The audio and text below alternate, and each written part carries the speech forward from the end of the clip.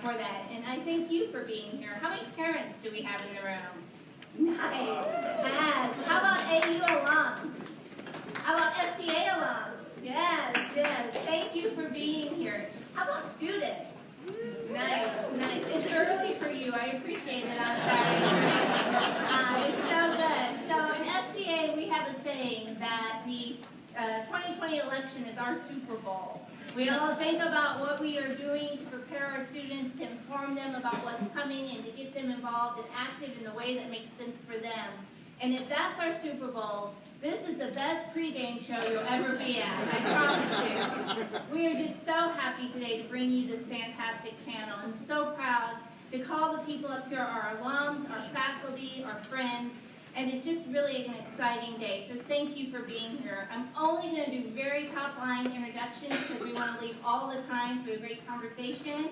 But I want to introduce right next to me is Betsy Fischer Martin. Betsy Fischer Martin was the executive producer of Meet the Press with Tim Russert for many years. And she is also a proud SPA alumna and also a faculty member in our school, as well as the executive director of the Women in Politics Institute. She has transformed what's going on in this school in 1 year that she's been here, and I'm just so grateful to have her with us. Next to her, we have Michael Steele. You probably know Michael Steele from the work he currently does, and we see him on TV, but more importantly, as the former director of the RNC, and we're grateful to have him here. Next to Michael is Bob Costa. You know Bob. He is, of course, a political reporter with the Washington Post, the moderator of PBS Washington Hour, and a political analyst for NBC News and MSNBC. He went to another school that we don't like to mention, but he got an honorary doctorate from us a couple years ago, so I claim him as an alum. So we're glad to have him with us. Next to him, we have Amy Dacey. Amy Dacey, also an alum of the School of Public Affairs at American University. She has joined us just recently as the executive director of the Sine Institute for Policy and Politics. That institute is co-sponsoring this event with the School of Public Affairs today. She has come in and got that institute up and running. Exciting things. Please be watching for it. Amy, of course, was the former CEO of the Democratic National Committee, the DNC. And next to Amy, we have Chris Donovan, also an SPA alum. There's a theme here. And he is the executive editorial producer for ABC News. So please join me in welcoming this amazing guest.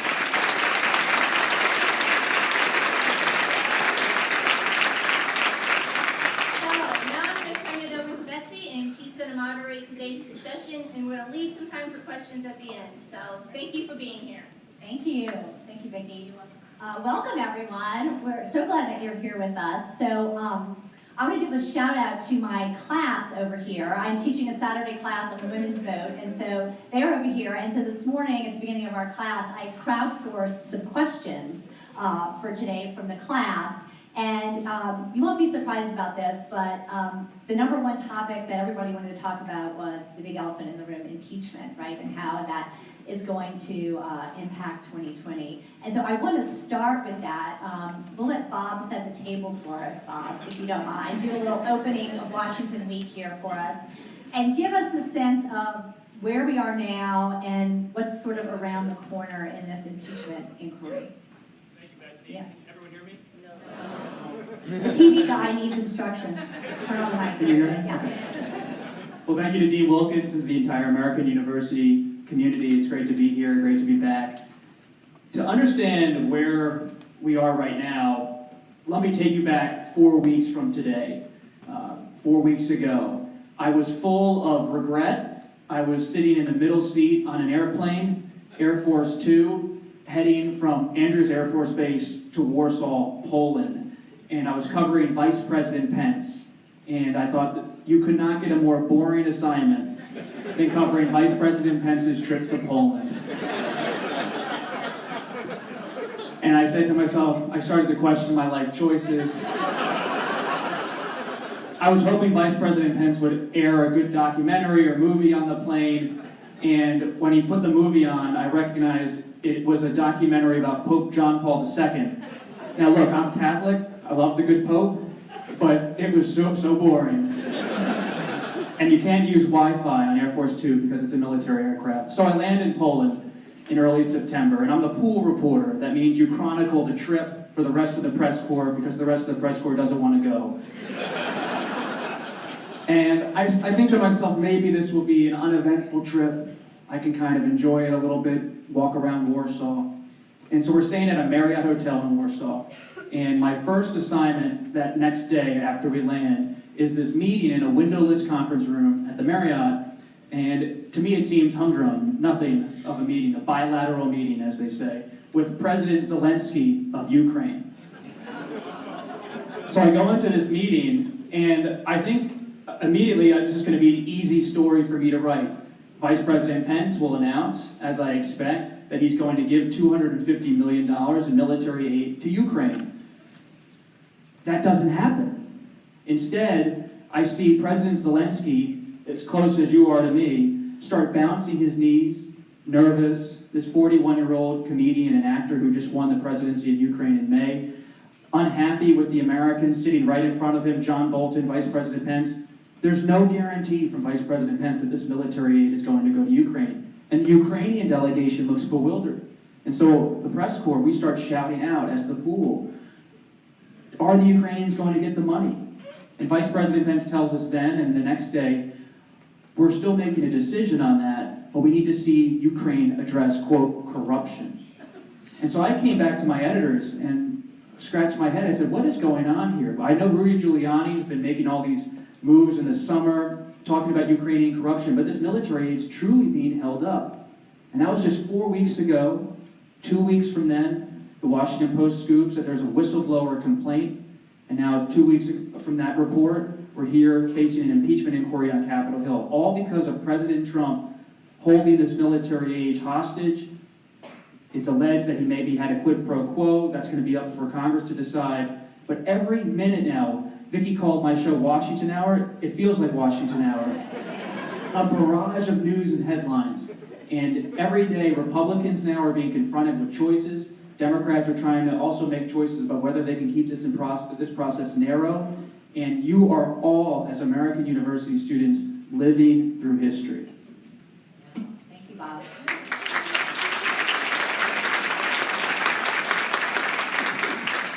I told Bob that his show last night, Washington Week, could have been like a 2 or 3 hour special edition. I feel like there's so much to talk about. Amy, I want to turn to you, and you spent many years at the DNC. So if you can put on your DNC hat for a minute and give us some insight as to what the party right now is thinking about, how far to move on this. There was some hesitancy at first. You started to see things change. Just from a political standpoint, kind of what's at stake at this moment? No, thanks so much, Betsy. I think it's a good question because this is a hard needle to thread. Because for many, especially in the committees that have jurisdiction over this, it's what are they responsible to do? Like, what is constitutionally what their responsibility is? We not only elect representatives, we have to hold them accountable as a citizenry. So it's like, what is that question? But then there's this political aspect. We've got a lot of House races up, Senate races. Like, what is the timing? What do we, what are people thinking? And I think a lot of it is, as a party, you have to remember, and I'm sure you'll appreciate this, Michael, is we talk about the party as this big umbrella, but it's really a series of different committees that are not really held accountable to each other, that focus on the Senate, or they focus on the House races, or the state legislative races. So trying to get consensus on the path forward can sometimes be very difficult from a party perspective. I think what the party's also thinking about, certainly the Democratic Party's thinking about, and as it looked back to 2015 and saw the Republicans go through this, it's what is the focus on trying to get a nominee in place, trying to make sure that we're thinking about, in a national election, how do we localize some of these campaigns within the congressional districts, within these state legislative districts. National campaigns are very important, but we've got a lot at stake as a party, so we're trying to think this through. And I think the other thing, what we're thinking about, is you look at this, impeachment decisions and what's coming forward. As an operative, you always know, it's 121 days till the Iowa caucus. We have 395 days till the general election.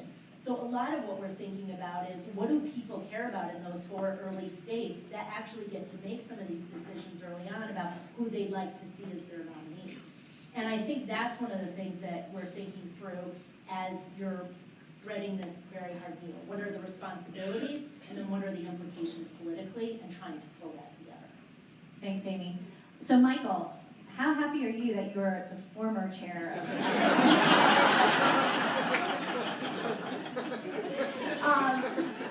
I want to get your thoughts, though. Very. Our Republicans, I want to ask you, just thinking about the political component of this, at what point do Republicans start getting nervous about Trump and stop defending him? And it seems like there may be a little bit of a, where do they shift to sort of, he's done something wrong, yes, but he's done something wrong, but we shouldn't impeach him. What's the political comeback on this, if there is anything? First off, thank you very much. And for those of you who didn't hear my answer to the question about being the former, it's very good to be the former. I get that question a lot now, what would you do? And I told them I wouldn't last probably past the first 3 months of the administration. Certainly would not have lasted as national chairman after Charlottesville, because my views would have been rather strident and very different from the administration's. And I think that's a reflection generally of where things are right now within the party as a whole. There is this conflict that they have, in my view, created for themselves, because it was a lot easier to abandon principle and values and ideals that had been espoused for generations than it was to stand up to a rogue president. Someone who, as I like to remind my fellow conservatives and Republicans, was not until the year 2015 a Republican, has never been a conservative, and certainly does not now act in that capacity in his current political iteration. So the Republican Party finds itself sitting in this space, Betsy, where it is trying to navigate in this moment, very much as my friend and colleague, Mr. Costa, put on the table, the global as well as the domestic political implications of a decision by the President of the United States to say to the President of Ukraine, I have a favor though. Those words will go down in infamy in this moment and from this moment, because it does indicate a lack of appreciation of the very delicate dance and balance between your political duty and your presidential responsibility. And the political duty is, okay, yeah, we're going to leverage what we got. That's what you do in politics, you try to leverage what you got. But at some point, your presidential responsibility kicks in and says, but in this moment, we will not apply the political duty. We will not leverage politically for ourselves an advantage. Happen, though. When does what When happen? does that happen? It has not happened. Yeah. It has not. Will it happen? It won't happen. I think we need to disabuse ourselves of the notion that the Republican Party as a whole is going to come around and stand against Trump. What you can look for is maybe some chipping away at that particular armor, maybe. He's at 88% approval among rank and file Republicans. Who are these people? I don't know. I honestly, I have a lot of friends. I look at them, I go, we have to get out of the cult of personality. The party was not this sycophantic about Ronald Reagan, who was that moment where it all became clear for a lot of conservatives around the country. For someone like me, watching this move away from our global responsibilities and our domestic responsibilities, but more importantly, stepping away from the values that we said were so important as Republicans, it's problematic. I mean, look, I can speak with a lot of clarity in this because I worked with Donald Trump. I know Donald Trump personally, talked to him many times throughout the presidential campaign, and I've said to him exactly what I'm saying to you. So I'm not talking out of school. So when you see me and hear me say something about Trump, know that at some point in the campaign, I said it to him. And so it just, I have to be honest and consistent in that respect because of my journey. And so when I look at the party as a whole, it's concerning to me how we get through this moment with any degree of honesty if we don't admit that right now we have a real problem. Thank you, Michael.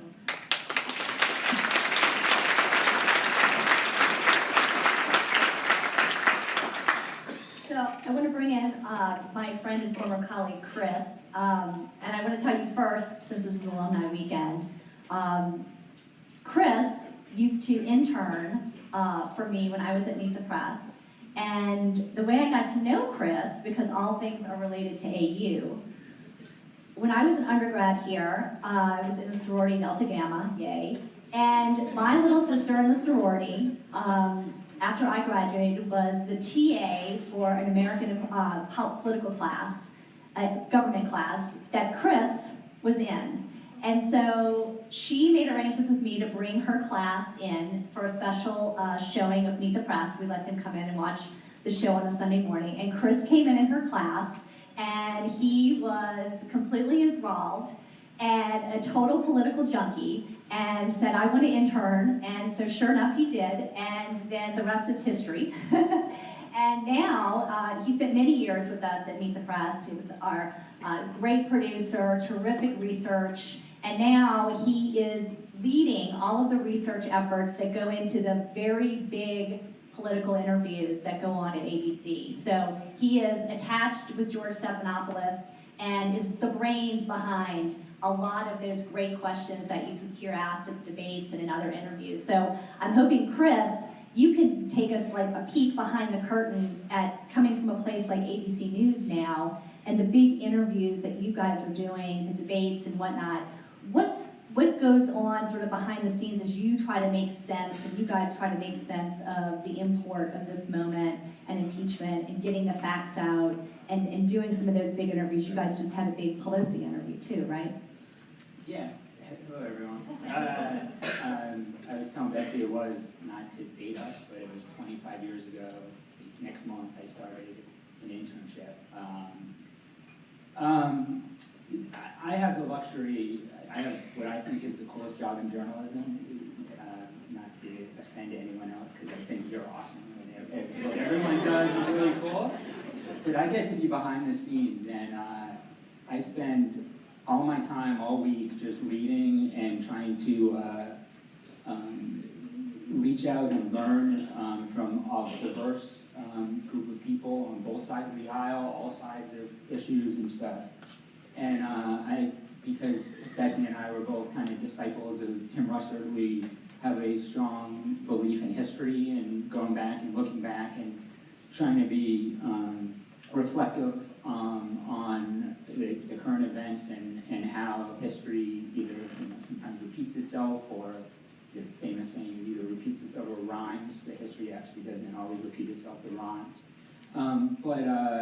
And also from the school of trying to sit down and be as fair as you can possibly be, looking at all sides of issues. When we approach a guest, of trying to try to think of all the good challenges for that guest, of what people are saying, what they've said in the past. So we did our debate, the third Democratic debate we did at the beginning of last month, or September 12th. And to Robert's point, impeachment had kind of died down. The Speaker, Nancy Pelosi, had repeatedly said what she had been saying about, we're going to let the facts go, but there was no rush to do anything. So we did not ask one question about impeachment, and because we were focused more on where the Democrats were debating each other and where their the key issues of the day and stuff. And then obviously in the last couple of weeks, especially Speaker Pelosi's position has changed with a lot of the news that came out. So George interviewed, so I work mostly with George, and the luxury and wow of my job is I work on all his big interviews, but anytime almost everyone at the network does an interview, I get involved and either just send a few suggestions or think about Betsy knows we keep files. I still keep clipping files, which no one on earth does, of all the candidates and all the politicians going back. And he interviewed both Mayor Rudy Giuliani on Sunday, and we found out like Tuesday at 5 o'clock that he was going to interview Speaker Pelosi Wednesday in the morning. So he stayed up until really late and tried to come up with challenging questions and things, and then we flew down and he interviewed her. So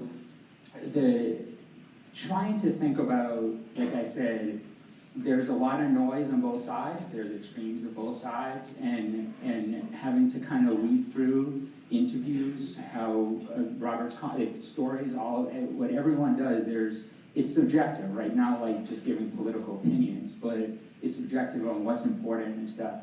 I told Betsy, I'm obsessed with the fact that the last 2 times anyone that's lived through an impeachment inquiry or an impeachment process was President Clinton and President Nixon. And both of those came in the second term of their presidency.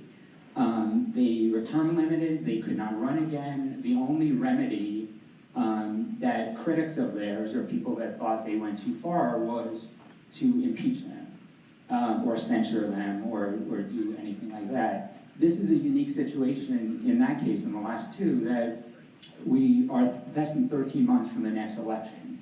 And I think you're going to hear, and I just actually heard this morning, some Republicans on Twitter talking about trying to make a convincing argument to people that all the facts will be out there and the people should vote on it. They shouldn't cause him to be impeached. And someone can fact check me, one of the journalists I worked with last night, I just thought of this, told me that in the Constitution it says if you're impeached, you cannot run again, which I actually didn't know. And may be wrong, so we should check that. But it's an interesting, I think it's going to be an interesting discussion, an interesting debate.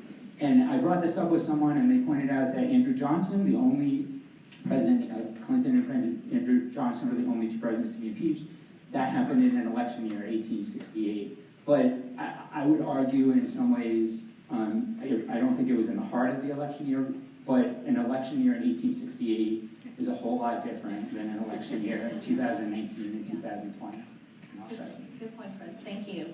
So just to pick up on that, Bob, let me ask you, since it is an election year, and Republican members will be re-elected or not this cycle as well, Republicans that you're talking to privately on the Hill, what are they saying right now? And is there a difference between what they're saying privately and what they're saying publicly, as far as you can tell? There's a stark difference. A few days ago, I was roaming the Senate hallways down by the trains in the basement, and I went up to Senator Ernst of Iowa, a Republican who's up for re-election in 2020. I said, Senator, have you read the whistleblower complaint? She says, Bob, I have not. I said, well, can we talk about the impeachment proceeding? She said, do you want to talk about ethanol? And I said, no, Senator, I don't.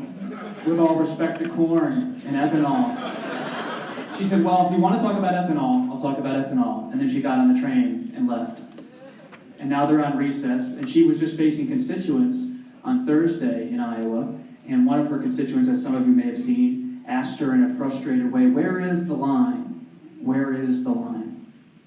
The Republican Party, which I've covered for 10 years, has been so consumed by President Trump that the ideology that has been the connective tissue going back beyond even President Reagan has been replaced by this belief that President Trump is the only one who has political capital to win states like Wisconsin, Pennsylvania, Ohio. And there's a real fear inside of the Republican Party, a fear of President Trump. When Bob Woodward and I interviewed President Trump, then candidate Trump, in March of 2016, That's what he told us his whole operating principle was in terms of power. We asked him, what drives you when you make decisions? How do you see power? He says, I don't even want to say the word. I don't even want to say the word, but it's fear. And Woodward made that the title of his book based on that quote. And we see a Republican Party with Senator Romney of Utah having some standing as a former nominee, Senator Sass of Utah, retiring Republicans like Will Hurd of Texas. There are some voices in the wilderness, but the most likely Republicans to crack will be those who are retiring senators or retiring House members, or then at the next level would be suburban House members who fear they could get swept out in 2020. What's most striking to me as a reporter is how much of this moment for many Republicans who are my sources on the Hill and elsewhere, this moment for them is a political calculation. When I ask them about the moral and legal considerations, they don't really want to engage on those questions.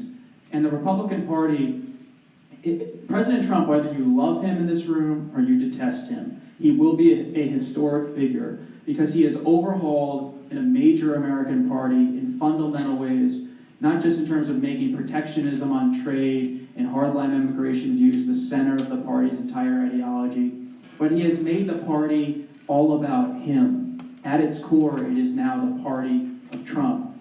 And you just 10 minutes ago, I was just filing the story for Sunday's Washington Post about the Republican Party. Pick it up tomorrow morning. I think it'll be A1. We'll see. And I emailed my colleague Phil Rucker because 10 minutes ago, President Trump tweeted, I hope, I'll say the word he tweeted, it's the president. He called Mitt Romney a, quote, pompous ass. And so this is what they're facing. They're facing the wrath of voters. But just one final point on the GOP. When we talk about the GOP, it's not just the Republican National Committee or the congressional ranks. The GOP, in terms of the power structure within the, quote, party, is really Fox News, talk radio, the whole conservative infrastructure that provides all these new figures like Sean Hannity and Tucker Carlson, real political standing that makes them almost more powerful within conservative politics than elected officials. And so as Richard Nixon had to face Barry Goldwater and elected Republicans, that was what he was really facing down in 1973, 1974. Republicans now aren't really thinking about the party.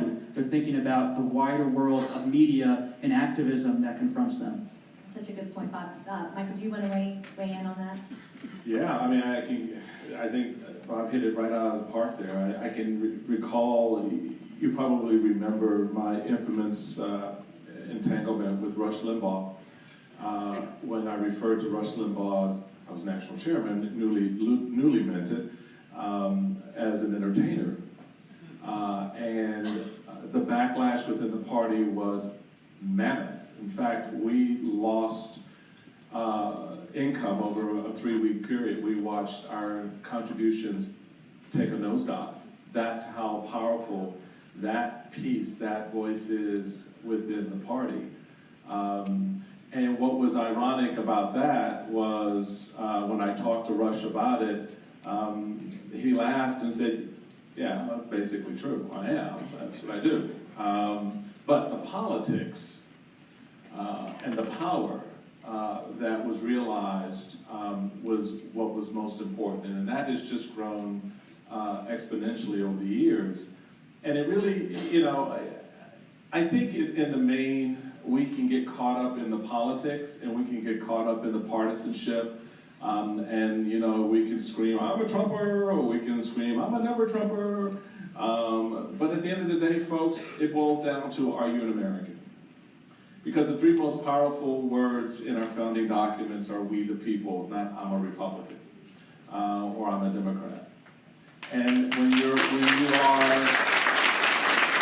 a state, to Robert's point about the consumption of a political mindset by one individual, to the point that is sycophantic, to the point that rational facts and evidence are dismissed.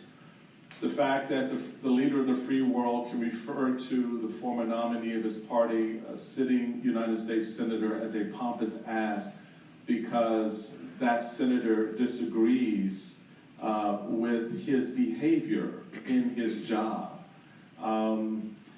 That reflects back on us. So we can point fingers at our neighbor and not go to grandma's for Thanksgiving because you still haven't figured out why she voted for Trump.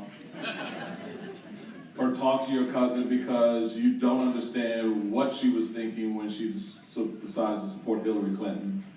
You can have that fight, but then you at some point have to turn that mirror around and look at yourself, because we are where we are and we will remain where we are until we decide something different. And if the election is held today, I think Robert would agree, and I think a lot of the leading indicators are Trump gets reelected. And Wisconsin and it's good. Wisconsin and Michigan and Pennsylvania are, bricks in that blue wall that he successfully took out.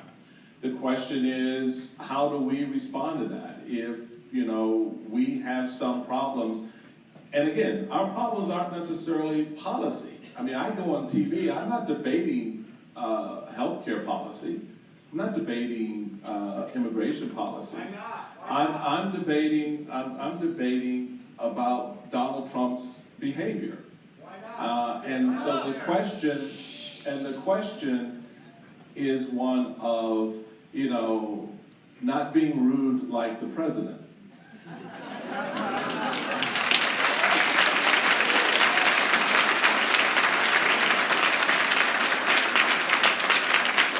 Because that is the example of what I call stupid, ignorant behavior.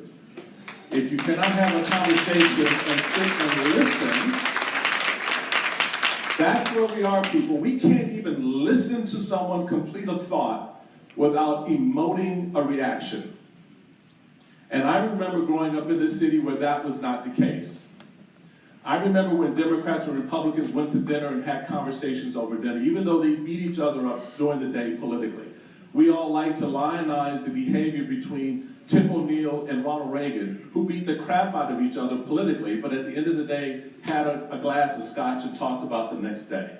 Well, I mean, to that point, Michael, I remember when I was producing Meet the Press in the early 90s, that we would routinely have the majority leader and the minority leader of the U.S. Senate on the show together for a half-an-hour substantive policy, solution-driven discussion. When was the last time in the last 10 years you've seen leaders sit down like that and have a policy-focused discussion? It doesn't happen. It doesn't happen, and I think that, again, goes to the state of where we've allowed our politics to go. So we have control over this at the end of the day, folks. We really do. It is not one person who gets to dictate how this democracy, this republic unfolds. I'm sorry, it just doesn't work that way, despite how much passion people have for Donald Trump. Like I said, I know the man.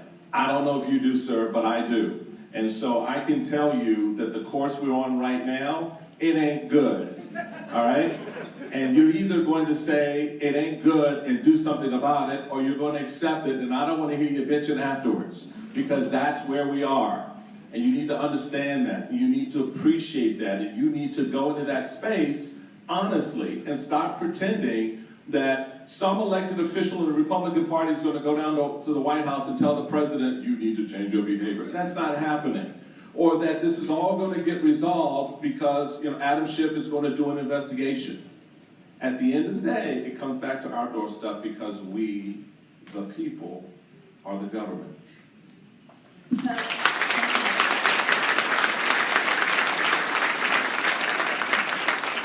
Let me ask you, Amy, because you are running a center here now based on policy. And what are your thoughts on, whether this election, I think obviously seen a preview of that, will be more focused on, these, issues about the president versus policy discussions, and what are your plans for the center and trying to have more policy-focused discussions? Thanks, Betsy. Yeah. I think that, it's great when I sit here and I can say, yeah, Michael, yeah, and that's, I think, a lot of what the center's trying to get to as well, the Institute. I think, you hit the nail on the head. I worked in the Congress in the late 90s, and I remember my Democratic member of Congress working with Republicans all the time. So the question is, how do we find consensus. A lot of it is just trying to get together to have the conversation. The interesting thing on the Democratic side right now is we are talking about policy a lot in the Democratic debates. And a lot of that is because in this field that's very large, everybody's trying to position themselves, to their Democratic primary voters about how they would tackle these issues and what they would do to try to do things differently. At the end of the day, there's probably that much space between them. I think it's hard in some of these primary debates to try to show that there's a lot of space between them. But that's the conversation that I would hope would carry through the general. I'm concerned that it might not be.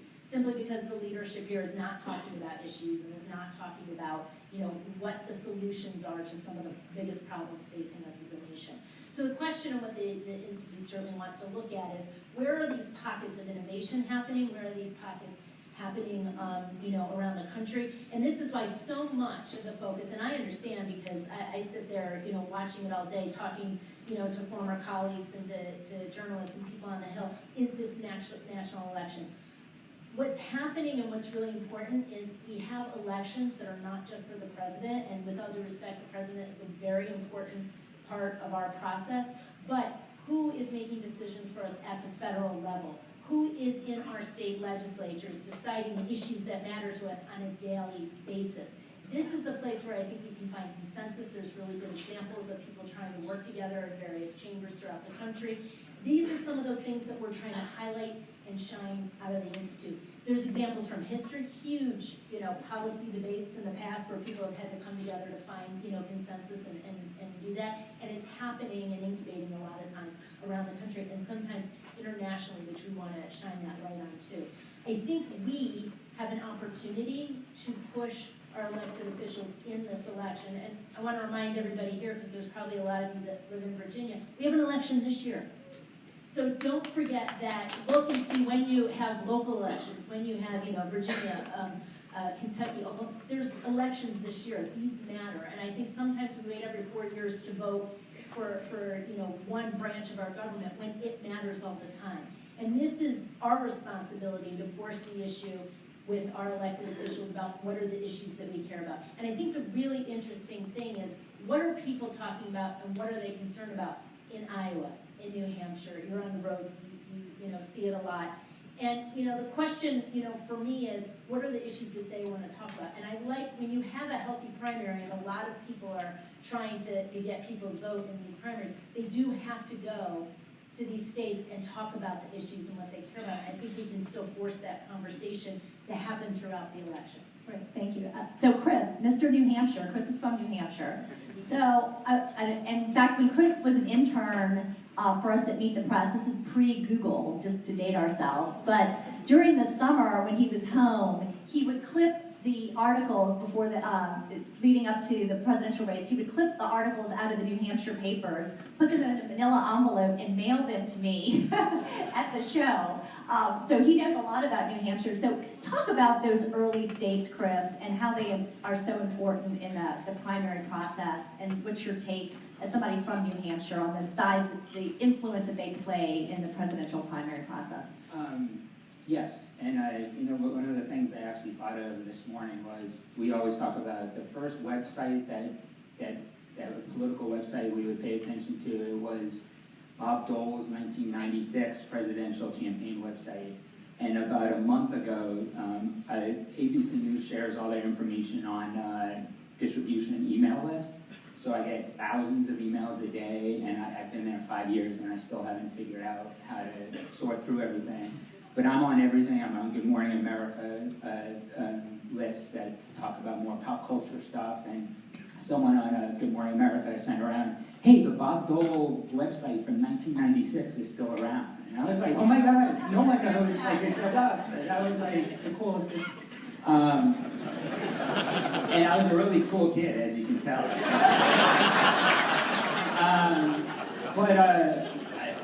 I'm from New Hampshire. That's why I became interested in politics. That's why I wanted to come to Washington, to come to American. And just being able to go out and see the candidates and talk to them, meet them. I was on a panel with Bill Clinton in December 1991, asking questions and stuff.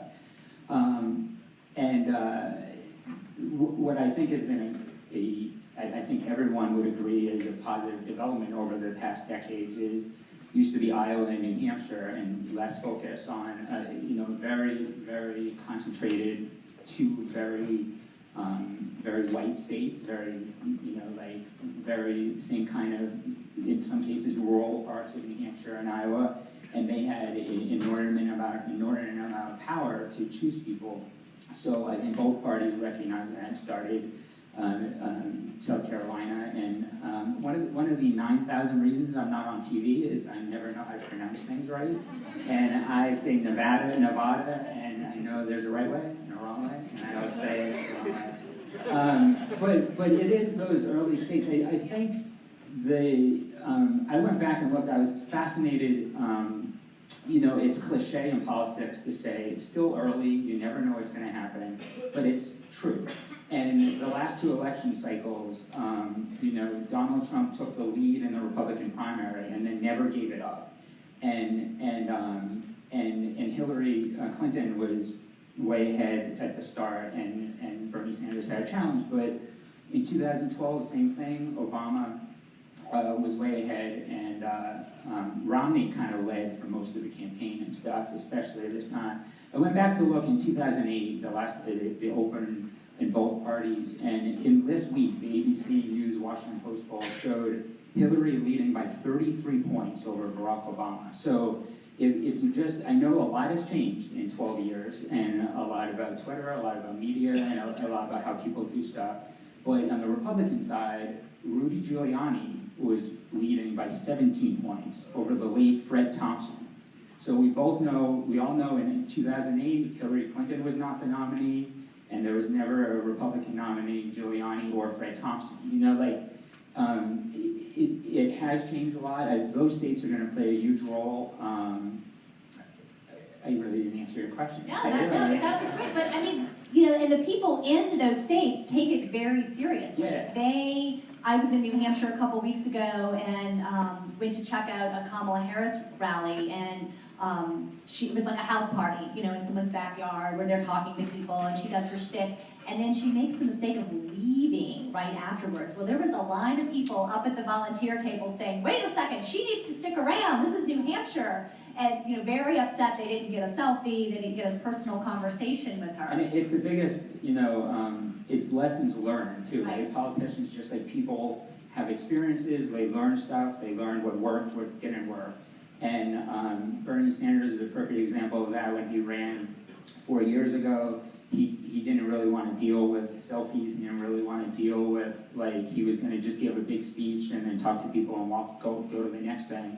And he learned from the import of the actually shaking people's hands and talking to people, and now both him and Elizabeth Warren tell how many selfies they do constantly and stuff. It makes a huge difference between, again, it's kind of a cliche, but a lot of people say in both Iowa and New Hampshire, when reporters like Robert go up to them and ask them, what are you thinking and stuff, what do you think of this person, this candidate, they say, well, I don't know, I've only seen them 3 or 4 times, I'm going to have to meet them a lot more before I decide, because it is a luxury those states have. They do take it seriously. And to your point about policy, what's really interesting is they ask mostly policy questions. For the first 6 months of this first year of this Democratic primary, almost to a T, all the Democratic candidates said, look, no one in the country is talking about the Mueller report.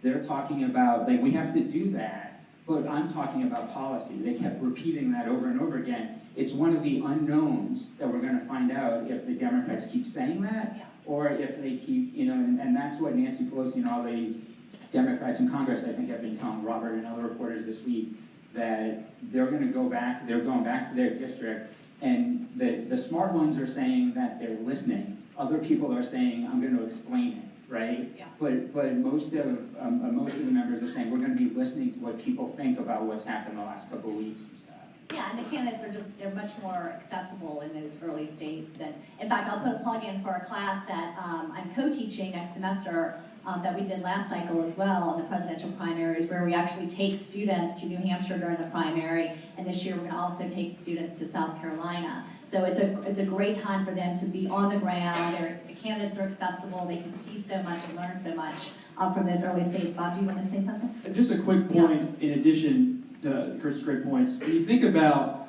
the age we're living in, the age of Trump, where the president is ubiquitous and the news every day is 24/7, relentless and nationalized, I would argue, based on my reporting on the 2020 race over the past 6 months, that the early states matter in terms of deciding who gets delegates and who gets momentum, but this entire race is nationalized, and what really matters more than candidate performance or connecting with early state voters is your message. And the biggest story in the Democratic race right now is the ascent of Senator Warren. And when you try to understand why that's happening as a reporter, you see an immense overlap with the message of President Trump. Let me explain. When I was on the campaign trail in 2016, I was on the Bernie beat, I was on the Trump beat. There was this grievance politics, economic populism pervasive in the country, reacting to disappointment about the global economy, about the lack of opportunity, perceived lack of opportunity, the fracturing of the family, the rise of the opioid crisis, that led President Trump to break through with many independent voters by saying, I am radical change against the global economy, and I blame the immigrant. Senator Warren is essentially saying to those same voters, I too am radical change, but instead of blaming the immigrant, I am blaming the corporation. And that is cutting through in a Democratic Party that has long praised establishment messaging on healthcare and the economy. And when I'm talking to people inside of the White House, they are alarmed at times at Senator Warren's ascent, because when they look at Vice President Biden, they see someone, and they argue, they could run against as the establishment, and President Trump could once again be, in their eyes, the change candidate. But when they see Senator Warren drawing 20,000 people in New York, they see a competitor in terms of movement politics. And so she has an economic populist message that speaks to voters in these times. And she's poised to do well in New Hampshire, in Iowa. New Hampshire is her neighboring state of Massachusetts. The real question facing her candidacy right now, between now and the early of 2020, is can she win over minority voters in places like South Carolina and peel away at Vice President Biden's coalition. And if she can do that, she'll head into that California primary in March, and others well poised to be the nominee. And the interesting thing about the California primary is that Kamala Harris, the native daughter, is running fourth in California. I remember doing a program on MS about a year ago, a little less now, about the fact that I thought someone like Kamala would have a problem in her home state for a whole lot of reasons, and the Elizabeth Warren campaign, I think, has made it very difficult for the Democrats to do a much more sort of emotional, kind of connective campaign, which we've seen in the past, because she's come up, she's got a plan for pretty much everything. And you have to, as a competitor, at some point, address her plan. And as we've seen in the run-up to this debate next week, I think Mayor Pete Buttigieg is prepared to go after her on her plan. I think a few others are prepared to do the same. So the next test for her, as the Klieg light gets brighter and the focus of that light gets narrower on her, how does she respond, not from an attack from her right, from Republicans or Trump, but from her left? And that's going to be interesting, particularly given that, yet again, when asked about whether or not the middle class would have to pay for her health care plan, she averted. She has yet to answer that question directly. And that's going to be, while it's a great posture and a great position to kind of do the dive with, on a stage with, fewer than 10 people, one staring in your face, looking at you, it's going to be hard to get around that. So that's going to be the test moment for her. She passes that, then I think you're going to see a widening in the gap between her and the others as folks resettle. One other point real quick. don't get confused by the money, people, all right? Because raising money is easy, all right? Because it speaks a lot to popularity, it speaks a lot to your on-the-ground ability to reach people, because what you're seeing is Bernie Sanders, $25 million, he's trailing Elizabeth Warren, all right?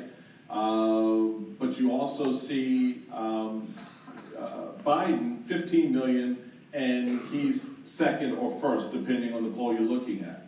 So what you're seeing happen in the primary process is folks staying with their money, and of course, Pete Buttigieg is a good example, you know, raising all this money, but he's running 5%, 6%, all right? And people scratch their head, well, what that says is, yeah, I'll give you some money, but I'm voting for her. And that's perfectly okay. Giving to a couple different candidates, and right? give to a couple of different candidates. So I don't think we can, when you hear reporters and others out there kind of making a big deal about the money as an indicator of something, all it indicates is a lot of people want to write them a check. And what you need to look at is, and I think Bob made a very good point about the national poll.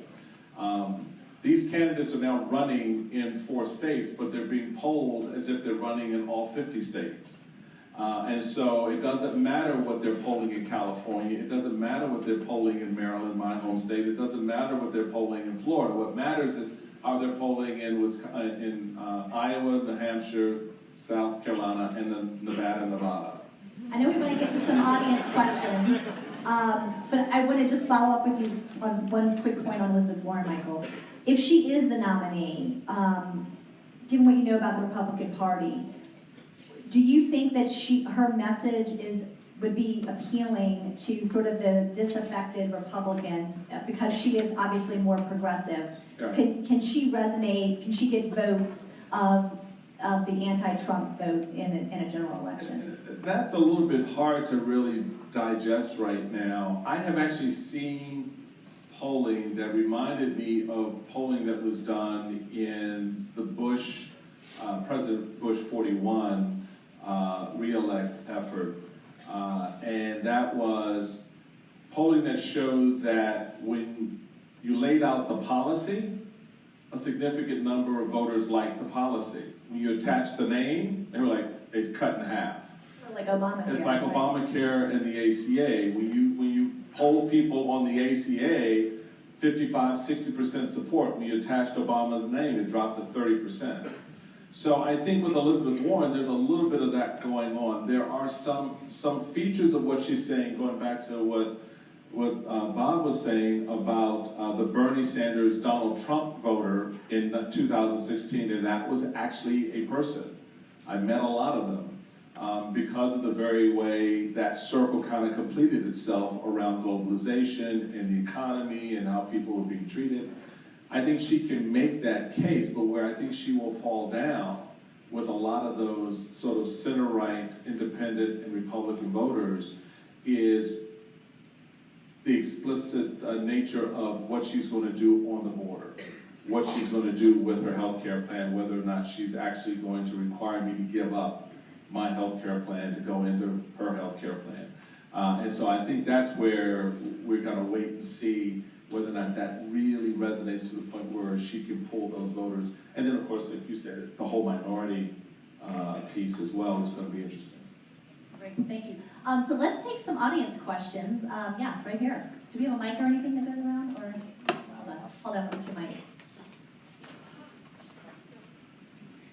Thanks. Can you introduce yourself? Absolutely. Thank you. Good morning. My name is Elliot Bell Krasner. I'm an SPA alum from 2012 and a member of AU's alumni board. Thank you so much for being here this morning. Amy, thank you very much for your leadership of the Sine Institute, which is really fantastic. Robert and Chris, thank you so much for what you do. Freedom of the press in America is incredibly important, one of our absolute most important rights, and thank you very much, especially with everything going on. And Mr. Chairman, thank you very much for your honesty, because I remember the days when you were highly critical of the Obama administration and some of the things that the party said back then, and to hear you, being able to criticize the party now is refreshing, to be perfectly honest. My question is this: it's really aimed at the chairman, but more, over also, for all of you. Given what the president has done recently with some of his actions and how blatant he has been in saying that it's perfectly acceptable for him to, he says, investigate corruption, but essentially use the power of his office to investigate one of his chief political opponents going into the 2020 election cycle, no matter who the nominee is. What does this mean for the election, and what does it mean for our democracy to have an election cycle where you potentially have a president using the power of his office to try to influence the election in a way that our democracy was not designed to deal with?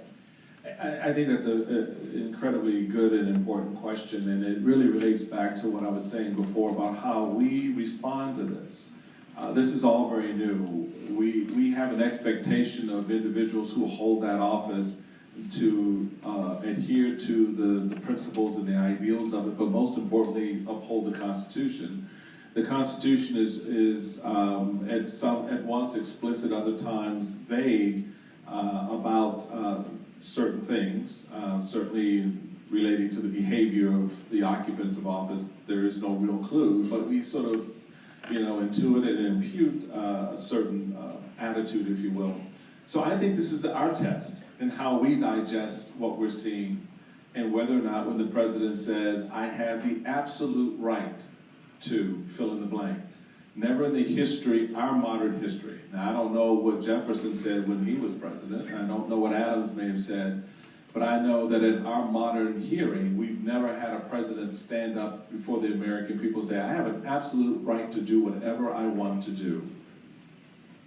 What's the appropriate check on that? You. When you have a party on one side that's too scared to move, and the party on the other side that sometimes is too zealous to move, the appropriate check is you. How do you hear that? And that's going to be ultimately the answer. I think it was a very interesting point that I believe you raised, Chris, about the election cycle in next year and whether or not voters, if we should wait and let this play itself out at the ballot box. I kind of fall more in that camp because I really want to test us. I really want to test us. That's the stress test, the ballot box. I've heard a lot of people on the left bemoaning and groaning about what happened in 2016, and then you look at the number of people who stayed home and didn't come out to vote. And so I want to stress test that. I want to stress test on the right as well. That when the president says, I have an absolute right to do something, what's your response to that? You believe that? Really? You believe that? And so when that absolute right begins to infringe on your right, are you okay with that? So that for me is going to be an interesting dynamic in this next cycle. And I think, to your question, it really is going to rest on us ultimately to decide how this story ends. Well, just one quick addition to this. Michael rightly keeps talking about the election being a check, but the first check on the executive is supposed to, by our Constitution, be Congress. And Congress is being historically tested. They're being brought to the brink of what it means to be the oversight branch. Congress, in the last 10 years, has already broken down as a legislative branch. Almost nothing is accomplished of significance in terms of big bipartisan deals. We saw the collapse of the fiscal deal in 2011, the collapse of the immigration discussions in 2013. I could go on and on. Unless a party has total control, like the Republicans in 17 and 18, or the Democrats in 09-10, nothing gets done. And you're seeing now Congress being refused from the executive subpoenas, witnesses, and you're also seeing, in an unprecedented way, members of President Trump's inner circle, the Attorney General of the United States conducting his own investigation of the DOJ and the Mueller investigation, the Secretary of State being involved in these political and diplomatic arrangements and pursuits of President Trump, Vice President Pence, as I said at the beginning, being told to be a messenger to President Zelensky. The executive branch, beyond just a president who's beyond the mainstream and combative, is now being pulled into this riptide without any guardrails that were there when I was covering President Trump early on. The John Kellys of the world, the Jim Mattises, they're gone. And you now have a cabinet that's working in lockstep with President Trump as he pursues different diplomatic, political ambitions, and you have a Republican Party that is historically weak as it does not know how to navigate in this moment with its own voters. Okay, one question right here. Yeah. Can you talk loud? Yes, Okay. I'm just going to try and say this simply because I had two questions, but I'm going to try and stick to one. So my daughter is a freshman here, and last night we were having dinner with her, and it was actually just a fascinating conversation. And we started on the impeachment and about the timing of it. And then it delved into journalism and how journalism used to be facts, then analysis, then opinion. Right. And now, I guess what I'm trying to bring back to when we were talking about the people is as I came from California on train coming across, what I find is that the majority of the people still go off little sound bites. They don't have the time to delve into looking through. In the election, well, you're talking to this audience, I believe most of this audience is probably more informed and does want to, but your average voter is more looking at the social media, the headlines, and they're being reactive. And how do you get to influence people to see how important it is with the Constitution and what's going on when the day-to-day person is only looking at these reactive sound bites? Right. So the question for anybody that didn't hear is how do we get from just the snippets and sound bites to more substance? And also, what role does sort of mainstream media versus sort of the more opinionated media play in that? Amy, do you want to weigh in? Yeah,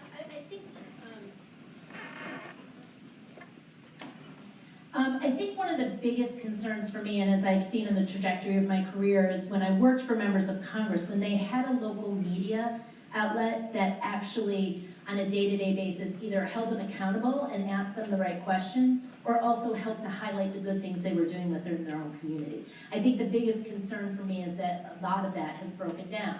And you think about if we had these local news outlets today, these members you mentioned were going back to their districts, would they be asked the hard questions about impeachment? Would they be asked the hard questions about what is your job and what is your responsibility?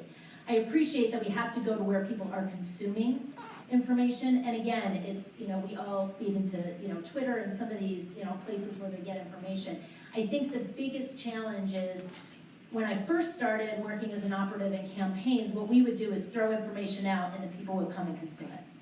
And now what we have to do is go where they're consuming it and give them, we have the ability to do it, give them exactly tailored information to what they're most concerned about. I do think that we have to find a way in communities to find some kind of news source partnering with national media or something so that they are held accountable or they are asked the questions when they are at home. And I think reinvesting in that and finding ways to do that, whether it's in online social channels or it's within the community, it's a big concern. Because I've had members say they don't even have the ability to go home and talk about what they're doing because there's no way to consume that. I think the other big challenge is, and I have respect for everybody, on the stage, and especially for you using your voice out there, Michael, but I think what we've done is put journalism and punditry in the same category.